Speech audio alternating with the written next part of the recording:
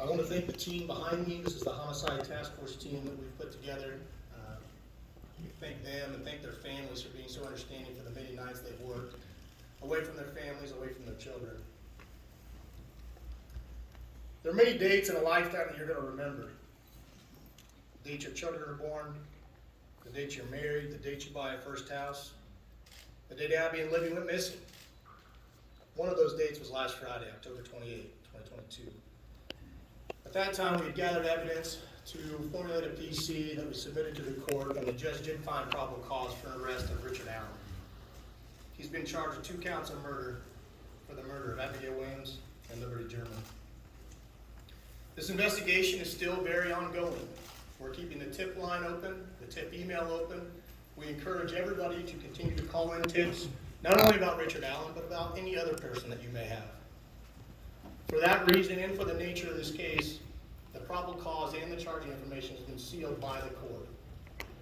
I've been very clear to everybody that per the court order, we cannot talk about the evidence that's in the probable cause or the evidence that's in the charging information. That will become evident to you at some point and it will be released, but right now is not that day. Today's about Abby and Libby, focusing on them. Mr. Allen has had his initial hearing. He's entered a preliminary plea of not guilty. The matter's been set for a pretrial on January 13th at 9 a.m. 2023 and a trial date of March 20th, 2023 at 9 a.m. He is presumed innocent. We will have our opportunity and day in court when we can present the evidence that we have against him. But until that day, he is presumed innocent. I want to open it up to a few limited questions from the audience. But again, keep in mind, we are not going to talk about the evidence that we have in this case or about the charging information. We cannot. Those things have been sealed by the court. And so I want to open up a few questions. Prosecutor, when did Richard Allen become a suspect and did he have to alone? Again, that's part of the investigation, so I'm not going to talk about those things. What I can say is that we have probable cause established by the court for his arrest, and he is in custody. He's being held currently without bond. How long has he been in Allen custody? connected to people. I'm sorry? Is Mr. Allen connected to any Again, that gets into the evidence we have, the investigation, and I know from everybody it's frustrating. I know everybody, not only reporters, but the family, everybody wants to know more information. I understand it's frustrating, but my goal is to maintain the integrity of this case. How was the family going on? Superintendent Carter, you had said that you believe that you had spoken to the suspect or the suspect's family 2 years ago. Is this man one of those people? Again, I appreciate the question, but we're getting into the timeline of events, and today's not the time to do that. Superintendent Carter, in terms of the family, I know you've had a lot of conversations with them, and you were almost in tears pretty much when you started off this press conference. Can't imagine how emotional it is for everybody that's worked on this case. What was your conversation first like with the family of Addy and Libby when you were able to tell them you finally got the suspect?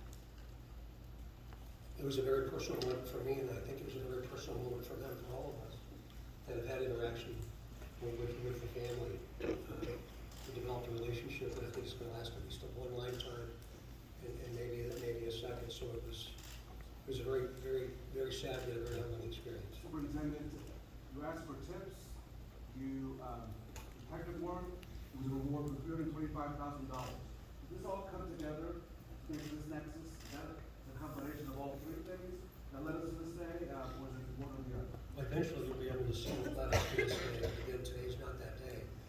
To include the reward, you mentioned that, Raphael, about the reward itself. And again, very premature for us to talk about that. There's still a lot of tremendous amount of work to do. What would you say that Abby and Libby have taught you in death that we can remain to continue on with?